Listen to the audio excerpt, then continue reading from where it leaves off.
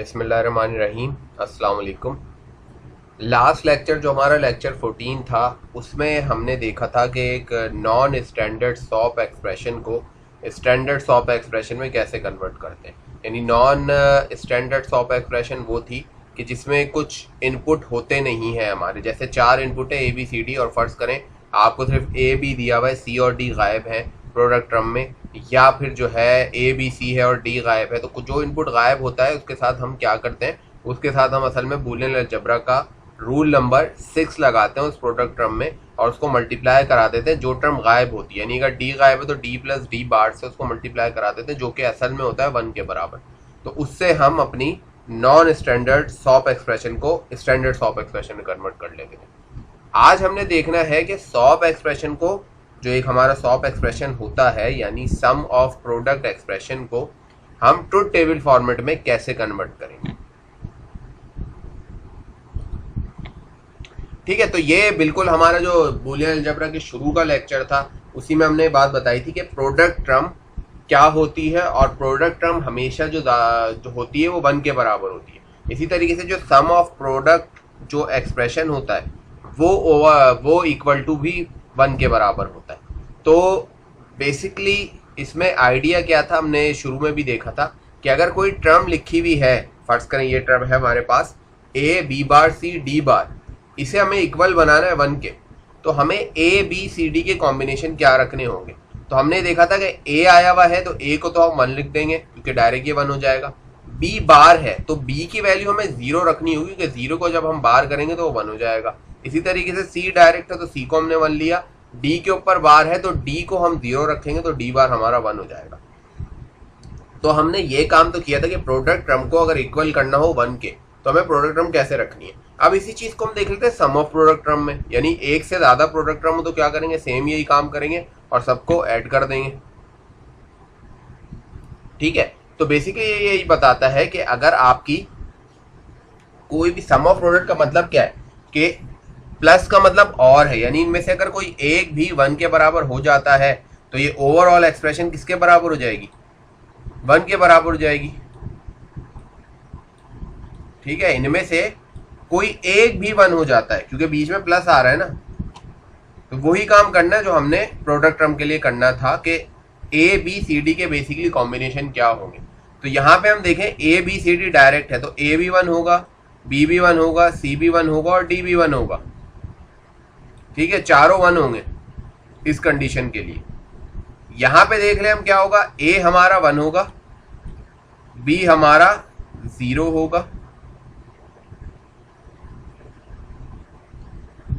Sorry mouse थोड़ा सा अच्छा कर रहा है, C भी हमारा 0 होगा क्योंकि C बाहर दिया हुआ है तो एक और 0 आ जाएगा। ठीक है, और D हमारा क्या हो जाएगा भाई, D हमारा 1 हो जाएगा क्योंकि सिंपल D है। अब यहाँ पे देखें सब पे बार लगा हुआ है, A पे भी बार है, B पे भी बार है, C पे भी बार है, D पे भी बार है, तो ये हो जाएगा 0 0 0, C भी 0 होगा और D भी 0 होगा। अब आप ये देखें डिफरेंट बाइनरी रिप्रेजेंटेशन ने कर दी, यानी ये इन बाइनरी कॉम्बिनेशन पे, यानी जब हम सारे इनपुट 1 कर देंगे, A को भी 1 रखेंगे, B को भी 1 रखेंगे, C को भी 1, D को भी 1, तो हमारा आउटपुट 1 आ जाएगा। ठीक है, इसी तरीके से हम A को 1 रखेंगे, B को 0 रखेंगे, C को 0 रखेंगे और D को 1 रखेंगे तो भी हमारा आउटपुट 1 आएगा। और अगर जो है हम A को 0, B को 0, C को 0, D को 0, यानी सारे इनपुट्स को 0 रखेंगे तो भी हमारा आउटपुट 1 आएगा। तो ये हमें इनपुट के कॉम्बिनेशन मिल गए बाइनरी रिप्रेजेंटेशन में कि ये इनपुट के कॉम्बिनेशन रखेंगे हम एक खास लॉजिक सर्किट के लिए। और जाहिर सी बात है ये जो आपका सॉप एक्सप्रेशन ये भी एक सर्किट को रिप्रेजेंट करता है। सर्किट कैसे बनाएंगे वो हमें पता है कि पहले हम प्रोडक्ट टर्म को जो भी इनपुट है वो एंड करेंगे, उसके बाद जो है सारे आउटपुट को और कर देते हैं। तो बेसिकली ये बताता है कि इन कॉम्बिनेशन पे आपका आउटपुट 1 आएगा, बाकी तमाम कॉम्बिनेशन पे आउटपुट 0 होगा। यानी A B C D 4 input है तो ओवरऑल जो इनपुट के कॉम्बिनेशन आएंगे पॉसिबल वो कितने आएंगे, 2 की पावर 4। सही है, तो वो कितने आएंगे पॉसिबल कॉम्बिनेशन, वो आ जाएंगे 16। ठीक है भाई, और 16 का मतलब ये है कि 16 का मतलब है कि बाइनरी काउंटिंग आप करा देंगे 0 से लेके 0 to 15, ऐसा ही होगा। सही है, तो ये होती है बाइनरी रिप्रेजेंटेशन। जब आपको बाइनरी रिप्रेजेंटेशन मिल गई तो उसके बाद ट्रुथ टेबल बनाना आसान हो जाता है। पहले ट्रुथ टेबल के स्टेप्स देख रहे थे, क्या हो जाता है, सबसे पहला काम आपने यही करना है कि पता होना चाहिए कि सॉप एक्सप्रेशन होती क्या है, कि सॉप एक्सप्रेशन 1 के इक्वल होगी जब कोई भी एक प्रोडक्ट टर्म आपकी 1 के बराबर हो जाए, कोई भी एक कॉम्बिनेशन आपको मिल जाए। उसके बाद ट्रुथ टेबल क्या होता है भाई, ट्रुथ टेबल आपको ये बताता है कि कौन सी इनपुट वैल्यूज पे, इनपुट के किस कॉम्बिनेशन पे आउटपुट क्या आएगा। ठीक है, तो ट्रुथ टेबल बनाने का तरीका क्या होता है कि पहले तो आप ये कर देंगे, नंबर ऑफ जो पॉसिबल कॉम्बिनेशन है वो कर दें। जो हमने एग्जाम्पल देखी है यहाँ पे 16 कॉम्बिनेशन बनेंगे, जो हमारा बाइनरी काउंट जाएगा वो जाएगा 0 से लेके 15 तक। उसके बाद आपने आउटपुट का कॉलम बनाना है, दायरे इनपुट के बाद आपने आउटपुट का कॉलम बनाना है। तो आउटपुट का जो कॉलम होगा बेसिकली वहां पे आप क्या कर देंगे, 1 लगा देंगे जो जो कॉम्बिनेशन हमें मिल रहे हैं। यानी अगर इस सवाल के लिए हम देखें तो जहां पे 0 0 0 आ रहा होगा, 4 0 आ रहे हैं, वहां पे हम आउटपुट पे 1 लगा देंगे। जहाँ पे 1 0 0 1 आ रहा होगा वहां पे आउटपुट पे हम 1 लगा देंगे, या 1 1 1 1 आ रहा होगा वहां पे हम आउटपुट पे 1 लगा देंगे। तो ये वही वाला एक्सप्रेशन है, और हमें पता है कि ये एक्सप्रेशन असल में क्या बना था। तो ये आया था 1 1 1 1, और ये आया था 1 0 0 1, और ये आया था 0 0 0 और 0। ठीक है, तो अगर हम ट्रुथ टेबल देखें तो ये ट्रुथ टेबल आ गया। ए बी सी डी भाई हमारे क्या है, ये सारे इनपुट्स हैं।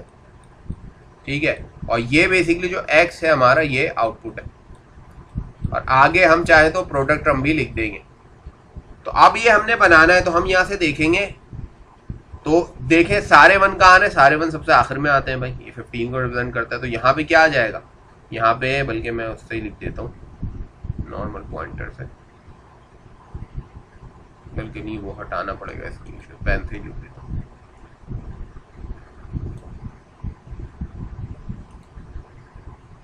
ठीक है, यहाँ पे 1 आ जाएगा। इसके बाद हम आए 1 0 0 1 पे, तो 1 0 0 1 कहाँ पे आ रहा है भाई, 1 0 0 1 यहाँ आ रहा है, तो हम यहाँ 1 लिख देंगे। ठीक है, इसके बाद हम देखेंगे 0 0 0 0 का आ रहा है, यानी चारों के चारों इनपुट 0, वो यहाँ आ रहा है। सही है, बाकी ये जितने भी आ रहे हैं यहाँ पे हम 0 लगाते जाएंगे, 0 से फिल कर देंगे इसको।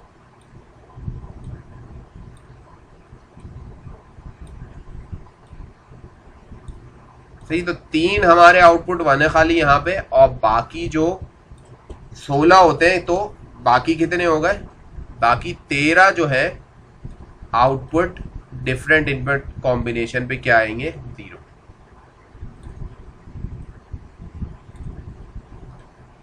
ठीक है जी, तो ये हमारा ट्रुथ टेबल तैयार हो गया। और अब हम चाहें जहां जहां पे 1 आया है तो वहां पे प्रोडक्ट टर्म भी लिख देते हैं, ताकि आइडिया हो जाए कि असल में एक्सप्रेशन हमारी बनी क्या थी। तो 0 0 का मतलब है ए बी सी डी, 0 0 0 0, और सब, इसका मतलब क्या है, सब पे बार है। ठीक है, फिर इधर 1 आ रहा है, 1 0 0 1, तो इसका मतलब ए बी बार सी बार और डी ऐसे ही आ जाएगा। और यहाँ पे सारे 1 है तो simple A B C D. ठीक है भाई, तो ये बेसिकली हमारा आंसर हो जाएगा। और ये जो है जहाँ पे 0 आते हैं वो अभी हम डिस्कस नहीं कर रहे हैं, यहाँ पे बेसिकली हम सम टर्म लिखते हैं। तो फिलहाल जो है हमने काम करना है सम ऑफ प्रोडक्ट पे। तो इस तरीके से एक एक्सप्रेशन आपको अगर गिवन हो, सॉप एक्सप्रेशन, तो उससे आप जो है ट्रुथ टेबल बना सकते हैं। अच्छा, अभी जो हमारे पास एक्सप्रेशन गिवन थी ये कौन सी थी, ये स्टैंडर्ड फॉर्म के अंदर थी। ठीक है, तो हमने ट्रुथ टेबल बना लिया। अगर आपके पास एक नॉन स्टैंडर्ड, जिसको एग्जाम्पल हमने पिछले लेक्चर में इसको स्टैंडर्ड फॉर्म में बनाया था, वो आ जाए नॉन स्टैंडर्ड फॉर्म में, तो आप उससे ट्रुथ टेबल कैसे बनाएंगे। ठीक है, तो या तो पहली चीज ये हो सकती है कि मैं इसको स्टैंडर्ड फॉर्म में करूं और फिर सारे प्रोडक्ट कॉम्बिनेशन निकाल लूं और फिर ट्रुथ टेबल बना दूं, या फिर ये कि मैं डायरेक्ट ट्रुथ टेबल बनाऊं। ठीक है, तो अब अगर आपके पास नॉन स्टैंडर्ड सॉप एक्सप्रेशन हो एक, उसको आपने सवाल नहीं पढ़ना, बेसिकली पिछला सवाल ही मैंने उठाया है, तो इसको कन्वर्ट नहीं करना है हमें, बेसिकली इसका ट्रुथ टेबल बनाना है। ठीक है, तो A B bar C plus A bar B bar plus A B C bar D, तो हमें ये लास्ट टर्म से पता चल गया कि इसके 4 इनपुट है बेसिकली। तो इसका ट्रुथ टेबल अब कैसे बनेगा हमें जरा ये देखना है। ठीक है, तो ट्रुथ टेबल हमारे सामने है कि सबसे पहले हम वही काम करेंगे, कॉम्बिनेशन देख लेते हैं। ए का क्या बन रहा है 1, बी बार है तो 0, सी है तो 1। ठीक है, अब ए बार है तो ए भी 0 और बी भी 0। डी यहां से गायब है तो डी को अभी हम भूल जाते हैं। इसी तरह यहां से सी डी गायब है तो सी डी को हम भूल जाते हैं। अब इधर हम देखते हैं तो ए है 1, बी है 1, सी पे बार लगा हुआ है दैट्स मीन 0 और डी है 1। ठीक है, तो अब हम पहले काम करते हैं कि अब ये किस तरीके से बनेगा कि यहाँ तो डी गायब है, तो अगर हम पहली टर्म की बात करें तो यहाँ डी गायब है तो डी हम देखेंगे ही नहीं। ठीक है, डी गायब है तो डी का कॉलम देखो ही नहीं, सिर्फ ये देखो कि 101 कहाँ बन रहा है, यानी ए बी सी को मिला के 101 कहाँ बन रहा है, यानी ए 1 हो। आप ये देखें ये पूरे जो कॉलम आ रहे हैं यहाँ पे ए 1 है, नहीं इसके साथ क्या है कि बी 0 होना चाहिए और सी 1 होना चाहिए, डी कुछ भी हो हमें फर्क नहीं पड़ता। तो हम देखेंगे कि 101 एक दफा यहाँ आ रहा है, ठीक है ये आ रहा है, और एक दफा यहाँ आ रहा है, तो हम क्या करेंगे इन दोनों जगह पे 1 लिख देंगे। और वही बात है अगर हम इसकी प्रोडक्ट टर्म लिखें तो ये वही बन जाएगी स्टैंडर्ड फॉर्म, यानी एक बार आ जाएगा ए बी बार, या साथ में मैं लिख के भी दिखा देता हूं, ए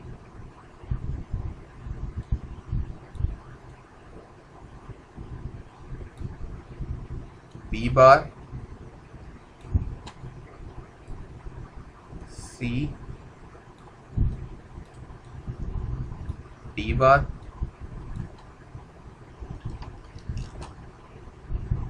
ठीक है, और इसी तरीके से ए बी बार सी और डी। अगर हमने लास्ट टाइम सॉल्व किया था तो हमने ये देखा था कि एक टर्म गायब हो, अगर डी गायब है तो इसके पॉसिबल कॉम्बिनेशन 2 बनेंगे, यानी 2 की पावर 1 इज इक्वल टू 2। अब नेक्स्ट हम देखें तो ए बार बी बार है, यानी 0 0, यानी ए भी 0 बी भी 0। सी और डी को हमने देखना ही नहीं है ट्रुथ टेबल में, हमने सिर्फ ये देखना है ए और बी 0 0 कहाँ कहाँ आ रहे हैं। तो ये जो 4 शुरू की टर्म्स आ रही हैं, यहाँ पे ए भी 0 है बी भी 0 है, तो हमने सी डी को देखना ही नहीं है। और हमें पता है कि 2 टर्म्स गायब में तो 4 कॉम्बिनेशन बनते हैं, तो ये देख लो 4 कॉम्बिनेशन बन रहे हैं, तो हमने जस्ट ए बी को देखना है। सी डी अगर एक्सप्रेशन में है ही नहीं तो हमने सी डी को भी देखना ही नहीं है, हमने देखना है ए भी 0 0 कहाँ आ रहे हैं, यानी ए भी 0 है बी भी 0, तो हमने यहाँ पे लिख दिया 1 1 1 और 1। यही बात है कि ये बेसिकली ए बार बी बार 4 टर्म्स को रिप्रेजेंट कर रहा है, और देख लो 4 टर्म्स हमारे सामने आ गए। और ये लास्ट टर्म है 1101, ये पूरी आ रही है, तो हम जाहिर सी बात है पूरा ही देखेंगे सब कुछ, तो 1101। ठीक है, तो जैसे हमने लास्ट टाइम भी बात की थी कि ये 7 डिफरेंट टर्म्स को रिप्रेजेंट कर रहा था ये क्वेश्चन, तो यहाँ पे भी देख लो जो 7 इनपुट डिफरेंट कॉम्बिनेशन है वहां पे हमने 1 लिखा है, और बाकी जो हमारे 9 आ जाएंगे वहां पे 9 कॉम्बिनेशन पे आउटपुट क्या होगा 0।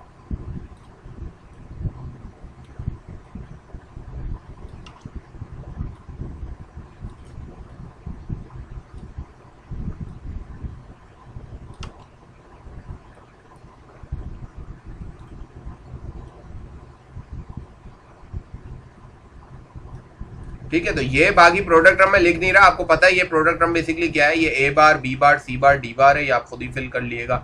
ये बनेगी ए बार बी बार सी बार डी, ये उसी तरीके से जो लास्ट टाइम हमने सवाल किया था, इस तरीके से ये टर्म बनेगी ए बार बी बार सी और डी बार, और जो है ये जो आपके ये वाली टर्म मैंने लिख दी है, ये टर्म तो वैसे ही गिवन थी, तो A B C bar D.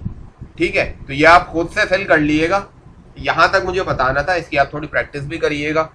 और जाहिर है वो मैं काम करूंगा तो मैं माउस से लिखूंगा तो वीडियो लंबी हो जाएगी। तो भाई नॉन स्टैंडर्ड फॉर्म को डायरेक्ट ट्रुथ टेबल में आप कन्वर्ट कर सकते हैं। जरूरी नहीं है इसको पहले आप स्टैंडर्ड फॉर्म में बनाए, आपको बस ये पता होना चाहिए जो वेरिएबल गायब है उनको आप भी गायब कर दो। जैसे यहाँ पे हमें ए बार बी बार था, सी और डी गायब थे, तो हमने देखा कि ए बार का मतलब 0 है, ए की वैल्यू 0 रखनी है, बी बार का मतलब बी की वैल्यू 0 रखनी है। जहां जहां पे ए और बी 0 0 आ रहे थे, सही है, ए भी दोनों 0 आने चाहिए, वो हमने देख लिया। तो 4 टर्म्स बनती है, दायरे 2 टर्म्स गायब थी, तो सी डी के सारे कॉम्बिनेशन यहाँ पे आ गए 2 टर्म्स, ठीक है, इसके साथ मिलने वाले, वहां पे हमने 1 लगा दिया, ठीक है भाई। तो इस तरीके से आप सॉप एक्सप्रेशन को, चाहे वो स्टैंडर्ड फॉर्म में दी हुई हो चाहे वो नॉन स्टैंडर्ड फॉर्म में दी हुई हो, आप कन्वर्ट कर सकते हैं उसको ट्रुथ टेबल में। सॉप का मतलब है सम ऑफ प्रोडक्ट, यानी प्रोडक्ट टर्म को आप आपस में ऐड कर दो तो ये सॉप बनता है। होपफुली बात आपको समझ में आ गई होगी। नेक्स्ट लेक्चर में हम इंशाल्लाह कवर करेंगे कि ट्रुथ टेबल से बेसिकली सॉप एक्सप्रेशन कैसे बने, यानी उल्टा काम करेंगे कि आपको ट्रुथ टेबल एक गिवन है, उसको सॉप एक्सप्रेशन में कैसे कन्वर्ट किया जाए, ठीक है भाई। तो यहाँ तक मेरे ख्याल में काफ़ी है। पिछले लेक्चर भी देखिएगा अगर कोई बात समझ में नहीं आई, और आपकी कोई क्यूरीज हो तो आप जो है अपने कमेंट्स में मुझे बता सकते हैं, यानी वीडियो के कमेंट्स में आप मुझे बिल्कुल बता दी। कोई क्यूरी हो, कोई ऐसा क्वेश्चन हो जो आपको सॉल्व करना हो, वो क्वेश्चन भी आप भेज सकते हैं, तो मैं एक वीडियो सिर्फ वो क्वेश्चन सॉल्व करने के लिए बना दूंगा जो टॉपिक से रिलेटेड होगा, ठीक है भाई। तो अब तक के लिए इतना ही। नेक्स्ट हम पढ़ेंगे, हमने अभी किया सॉप से ट्रुथ टेबल में कन्वर्ट, नेक्स्ट हम करेंगे नेक्स्ट लेक्चर में ट्रुथ टेबल से सॉप में कन्वर्ट। तो थैंक यू, अल्लाह हाफिज़।